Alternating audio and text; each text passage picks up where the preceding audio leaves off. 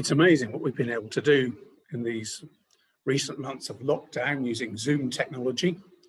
It's amazing just how far and how quickly technology has been developing over recent decades. In my first,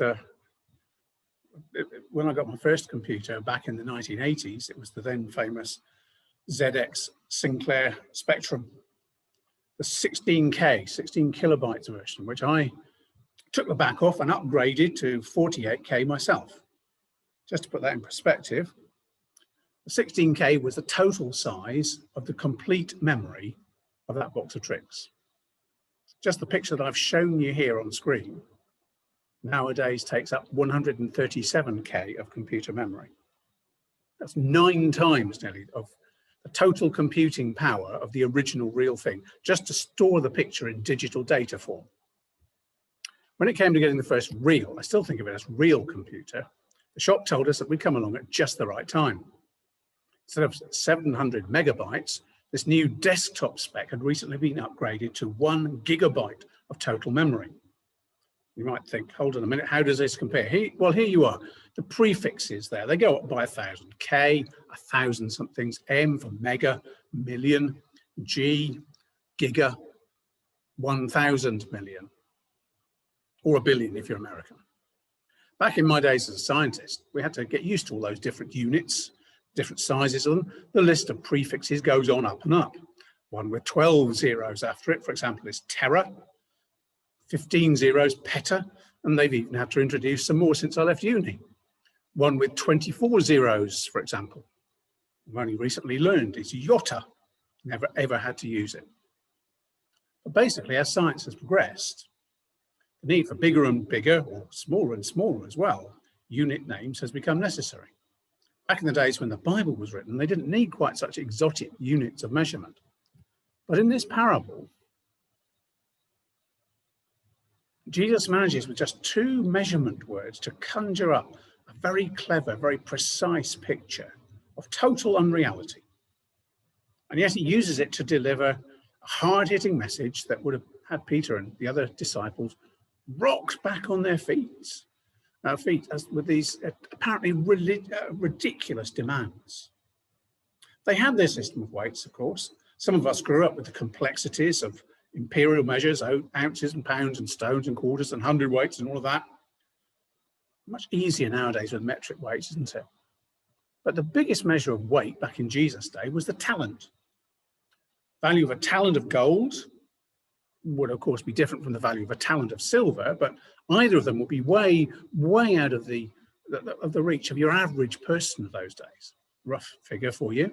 The total earnings of a standard working man in a long lifetime for those days might come to something like 2 talents. And then we have the measure of number that Jesus uses too. I've shown you scientific notation there, all the zeros, but back then the biggest number that could be described in a single word was 10,000. It was such a large number, huge number for them, that it could be used with its precise meaning or just to imply a ridiculously large number in its own right. It's the word from which we get our rather unusual English word nowadays, myriads. Jesus, for very good measure indeed, multiplies these 2 ridiculously large numbers together. Just one of them separately is enough to cause a headache. Multiply them together and you have an even more ridiculously, inconceivably, mother of all headaches kind of number. And then Jesus presents us with a man who owes that much money. One was brought to him who owed him 10,000 talents. The people at that point would possibly have sniggered or guffawed. This is balmy. You just cannot be serious. But Jesus uses this absurd scenario to make a very serious point indeed. The full extent of the grace of God is almost beyond human comprehension. And yet Jesus calls us to show forgiveness at that kind of level. But before we work our way through the parable itself this morning, some of you might even have heard and might even have remembered me doing so before. And actually the parable also tells itself so well, I'm not really sure you need me greatly explaining it through. I'd like to start with just a few points about typical human nature that have struck me as I've read it through this week. I found these quite worthwhile to consider and quite challenging too. I know they may be slightly a bit off the main thrust of the parable, but Jesus has woven these observations so subtly into the telling of this story. I think it's worth checking out some of these extra little facets as we go through for the first time. And first of all is we think we do so well. So here is the setting of the parable. I think we need to see the theme of Jesus' teaching about humility all the way through this chapter. It starts with the disciples asking a rather out-of-order question that betrayed some serious weaknesses in their characters. Chapter 18, verse 1. At that time, the disciples came to Jesus saying, "Who is the greatest in the kingdom of heaven?" And Jesus avoids giving a closed answer to that question.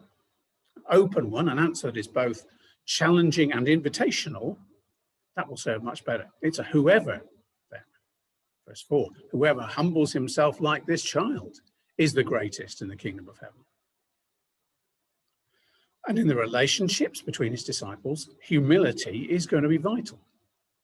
When people fall out, there will be no proud sitting on our high horse until they, the ones we of course consider are in the wrong, come to us. No, you go to them. We're not to see them as sinners who need to be taught a lesson, but wandering sheep in peril who need to be rescued. And you, the offended party, you were the one commissioned by Jesus to be that rescuer. So if your brother sins against you, go and tell him his fault between you and him alone. If he listens to you, you have gained your brother. So no, don't just stand there on your dignity, as you call it. Demean yourself, humble yourself, like the father in that another parable, running when his long-lost son comes into sight again. Get out there and win, gain that brother. So then Peter seems to be trying to take this on board.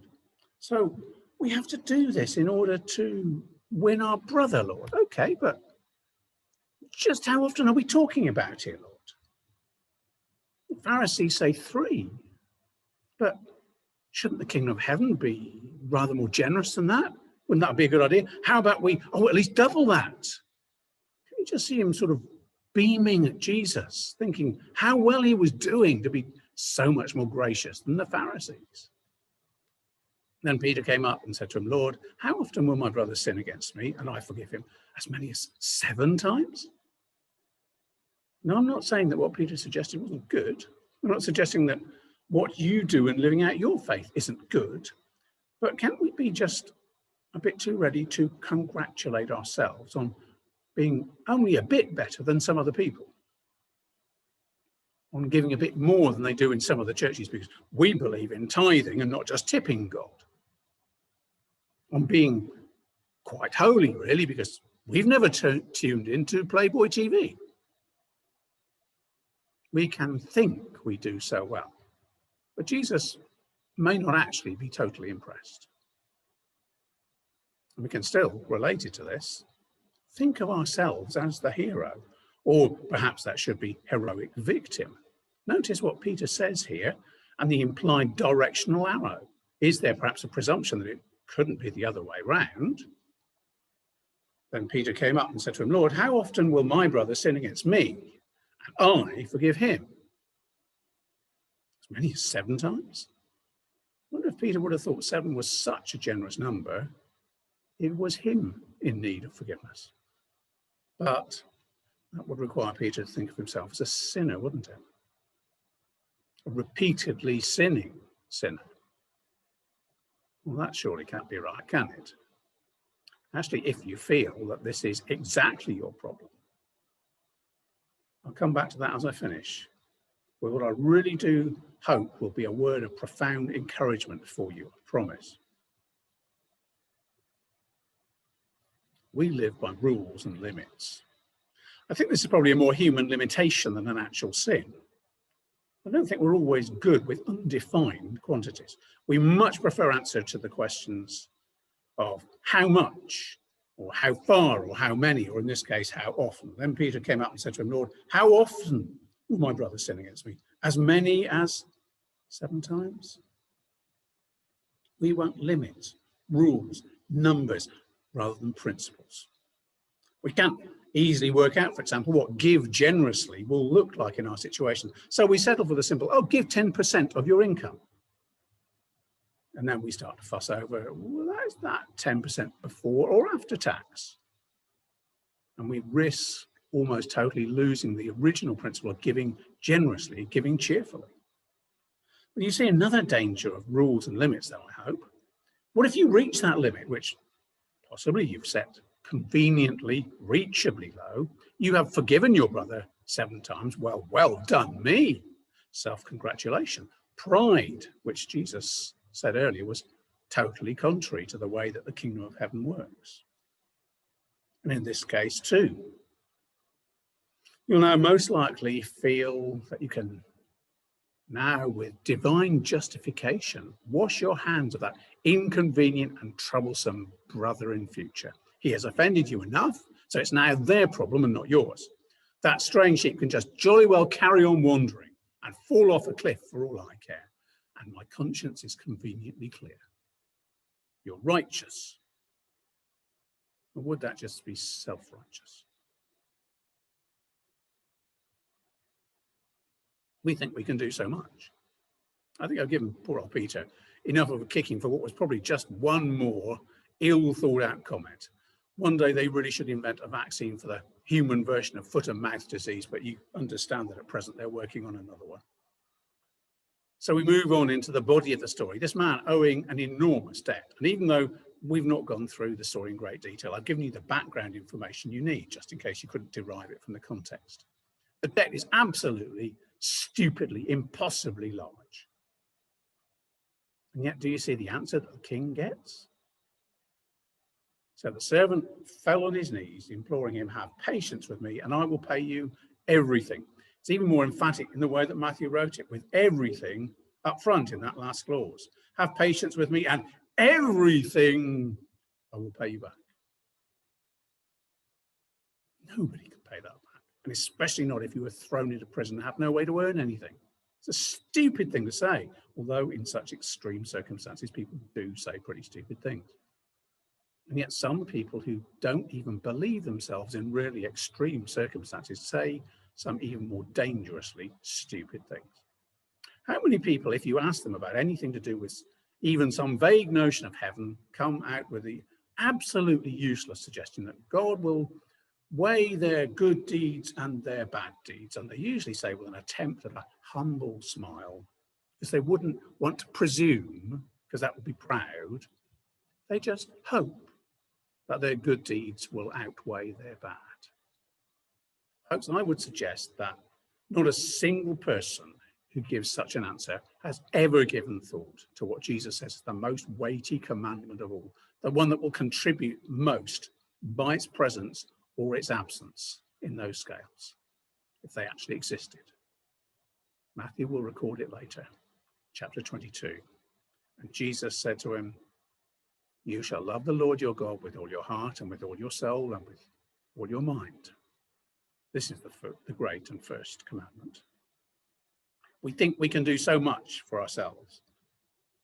When you measure yourself against the standards of Jesus' words there, the states of our own lives start to look rather like the 10,000 talents of debt that foolish man said without the slightest chance of fulfilling his word that he would pay off in full. We are blind to the obvious. There's not just the single jaw-dropping turnaround in Jesus' story. The king forgiving such a ridiculous debt was a first, but the second follows right on its heels. When that same servant, notice the emphasis, went out, he found one of his fellow servants who owed him 100 denarii, and seizing him, he began to choke him, saying, pay what you owe. This is almost as ridiculous as the previous line. How could someone be so blind? And yet, aren't we? Human beings generally, for one. There is truth about God to be seen in the world around us, but people by and large choose to ignore or even suppress that truth. Romans chapter 1, for God's invisible attributes, namely his eternal power and divine nature, have been clearly perceived ever since the creation of the world in the things that have been made. So they, people generally, are without excuse. For although they knew God, they did not honor him as God or give thanks to him, but they became futile in their thinking, and their foolish hearts were darkened. Whereas the punchy summary to Paul's argument there in the next verse, claiming to be wise, they became fools. And yet in other ways, we show that we are hypocrites. For just about everyone has an acute sense of justice. People saw and instinctively realized in this story that this first servant's behavior was just plain wrong. When his fellow servants saw what had taken place, they were greatly distressed. They went and reported to their master all that had taken place. This is wrong. Justice is needed. Most people are quite acute in their perceptions, I would say, when it's they who have been mistreated, particularly. Most people will far more easily smell day-old sweat on someone else than weak, thick sweat on themselves. But this is so bizarre that even when it happens to someone else, there is a cry for justice. And justice is why in this world of sin, in this world in which we sin, there is a cross and there is a Saviour. That is God doing justice. It was to show his righteousness at the present time so that he might be just and the justifier of the one who has faith in Jesus. One final snippet before we quickly return and run through the story in full. We are subject to shoulds. This world is moral. This world is God's. And he sets the rules. There are shoulds. And should not you have mercy on your fellow servant as I had mercy on you? Sometimes we use that word too liberally, also has to be said. We can be Pharisees to ourselves at times. And remember what the Pharisees did to others. They tie up heavy burdens, hard to bear, and lay them on people's shoulders. And sometimes we do that to ourselves. Knowing our need to be right before God, we sometimes falsely task ourselves with rules and regulations that we think are necessary if we're to really please him, to satisfy him, to keep him on our side, because we are keeping our side too. Folks, that treadmill will only ever get more and more laborious and eventually impossible to keep up with. But that doesn't mean to say there are no shoulds. If the universe is all that there is, if there's just time and space and random events, then nothing has any meaning. Nothing is good or bad. It just is. There's nothing that can describe or measure value or rightness in any meaningful way. You only get that from there being a God who simply defines goodness by being perfectly good. And from that, you get a real meaning for the word should. And every human being knows it deep down. Even the most thoroughgoing atheist will argue that you should agree with them on their take on things. So they're borrowing a word that needs God to have any meaning in order to push their own agenda. But if there are shoulds, there's also accountability to the one who defines those shoulds. And just before telling us about grace, Paul, in his letter to the Romans, uses this very argument about our failing to do what we should. Now, we know that whatever the law says, it speaks to those who are under the law, so that every mouth may be stopped and the whole world may be held accountable to God because of those shoulds. So there's my quick run through that list of spin-off thoughts, and I would have loved to follow each of them up in more detail. Perhaps we'll come back to some of them this evening. But let's go back to the start now and take the whole story at a trot, just to remind ourselves the big overall picture, that the full extent of the grace of God is almost beyond human comprehension, and yet Jesus calls us to show forgiveness at that kind of level. So, if Jesus had been talking about sin disrupting the relationships between believers, if your brother sins against you, Peter's question here makes sense. It shows that he's starting to see this stuff about forgiveness. Then Peter came up and said to him, Lord, how often will my brother sin against me and I forgive him? As many as 7 times? He knows he needs to push himself a bit. Maybe he has been remembering Jesus saying, unless your righteousness exceeds that of the scribes and Pharisees, you will never enter the kingdom of heaven. But Peter's answer here is to substitute a different number instead of removing the concept of number entirely. That's the legalistic approach. Give me a number, give me a nicely defined specific task that I can do and know that I've done my bit by doing, so that I can feel good about myself again, thinking that I've matched up to God's mark. I've been to enough Sunday services this week. I phoned everybody on the church members list this year. I've read my Bible before breakfast every day this year. I've even gone one better than the Pharisees on a couple of occasions. But no, this is just totally the wrong approach. Instead of bigger and better laws, bigger and worse, it might be if we're actually thinking about having to keep them, think grace, which does not place limits, which is a totally different attitude. Jesus said to him, I do not say to you 7 times, but 77 times. Now, whether that should read 77 or 70 times 7, the implication really is the same. With a number like that, you will lose count. Just like Jenny and I are now not sure how many times our infamous balloon flight has been cancelled over the last 5.5 years. Is it 16 or 17 or maybe even 18? We're not really totally sure. But with extending forgiveness, that's the whole point. We are meant to lose count. That's the whole point of what Jesus is saying. And he backs this up with a parable to put things into some kind of God context for us. Here's setting the scene. Therefore, the kingdom of heaven may be compared to a king who wished to settle accounts with his servants. And you maybe get a hint of something about to happen when you read, before hearing the extent of the problem, someone being brought, perhaps with some reluctance. You can understand why when the accounts were opened. When he began to settle, one was brought to him who owed him 10,000 talents. It's a really totally loopy amount of money, remember. I actually don't think average labourer here, and I think this is much more likely to be white-collar failure rather than blue. This is far more likely a servant who has been involved in the financial sector of those days. Possibly, a suggestion has been made that he overextended himself in bidding for the taxation rights for a part of the king's dominions. Something went wrong, maybe a famine struck. People just couldn't pay their taxes or the extras that were usually extorted as well. And that means that he cannot pay to the king what he contracted to do.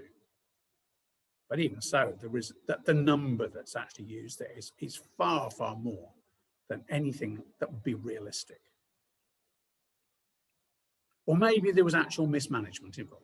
Or maybe there was some dodgy dealing which didn't work out. It really doesn't matter how the debt came to be. That's not really part of the story. The problem is the size of it. With just those 2 words, 10,000 talents,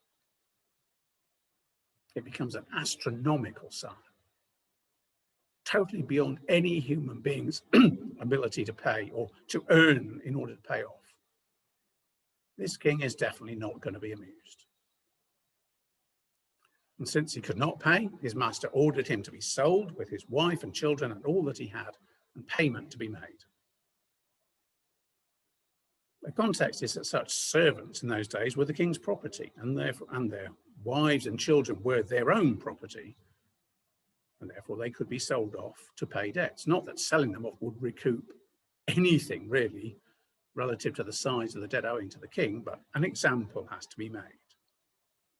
And yet, the servant fell on his knees, imploring him, have patience with me, and I will pay you everything, which of course, as we've said, is total nonsense, totally impossible. But now, gobsmackingly, out of pity for him, the master of that servant released him and forgave the debt.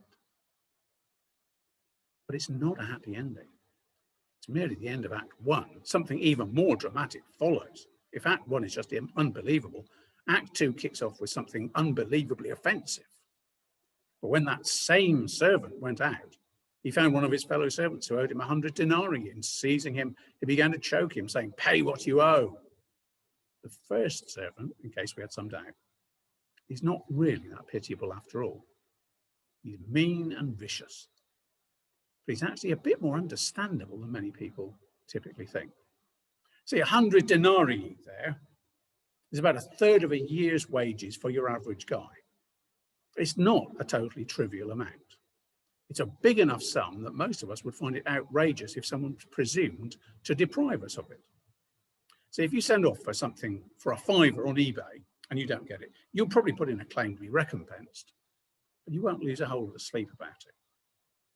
If something you bought for £5,000, though, well, you'd definitely be causing a stink when the parcel doesn't arrive, wouldn't you? It looks as if this ancient equivalent of a city banker on a much higher salary is also inclined to kick up about the amount that he is owed. So what this parable is about, I think, is not just forgiveness of trivia, though some of us may well big up some pretty minuscule offences, but forgiveness of serious hurts. Kind of thing, perhaps, that we would start to argue that I just can't forgive that. Things that anyone would find a challenge, no matter how placid you are by temperament. But what makes this snarling, pay as you owe, outrageous instead of just obnoxious, is what now follows. It is almost word for word what the now oppressor had himself said just a moment ago. One exception, the word all is omitted. And that is when it is quite conceivable that this smaller debt could be paid back in full if a not too unreasonable accommodation as regards time is made. But it isn't. So his fellow servant fell down and pleaded with him, "Have patience with me and I will pay you." He refused and went and put him in prison until he should pay the debt. And because it's outrageous, people are outraged. There's an affront here to obvious natural justice. So appeal is made to one who may be able to administer justice. When his fellow servants saw what had taken place, they were greatly distressed. They went and reported to their master all that had taken place. And Jesus, of course, has crafted this story such that everyone's natural sensitivities insist that the king's response should be severe. In prison this time, and throw away the key. Someone as ungracious as this does not deserve grace. And his master summoned him and said to him, "You wicked servant, I forgave you all that debt because you pleaded with me. And should not you have had mercy on your fellow servant, as I had mercy on you?" And in anger, his master delivered him to the jailers until he should pay all his debt. The only problem is that at this point, Jesus turns to his hearers and speaks to them as this you. Should not you, the king had said. And Jesus says, so also my heavenly Father will do to every one of you if you do not forgive your brother from your heart. So look, it's not only just 7 times, but an indefinite number of times that Jesus calls us to forgive. It's not just trivial issues, but substantial ones that Jesus calls us to forgive. It's not just the already substantial humbling of self that Jesus calls for with us saying the words, "I forgive you." Jesus calls us to forgive not just in word alone, but from the heart. And we probably say that that is impossible for us. That kind of forgiveness is a lifelong commitment, not just a momentary grin and bear it and then it's over, like having a tooth extracted. It's a commitment to never again make that offense an issue. Whenever those feelings of anger rise up within you again, we need to whack them down again, just like on that fairground game. You must not speak those angry words again to the person you have forgiven. You must not speak those angry words again to someone else, running them down behind their backs. You must not speak those angry words again to yourself, letting the devil into your soul to entrench a lasting resentment, dug ever deeper and more secure with every hidden inward snarl that you permit yourself. You must not speak those angry words again to God, pretending that you have some kind of immunity because you call it prayer and you're just being honest with God. Folks, don't we all feel when we hear Jesus' words? So also my heavenly Father will do to every one of you if you do not forgive your brother from your heart. That we feel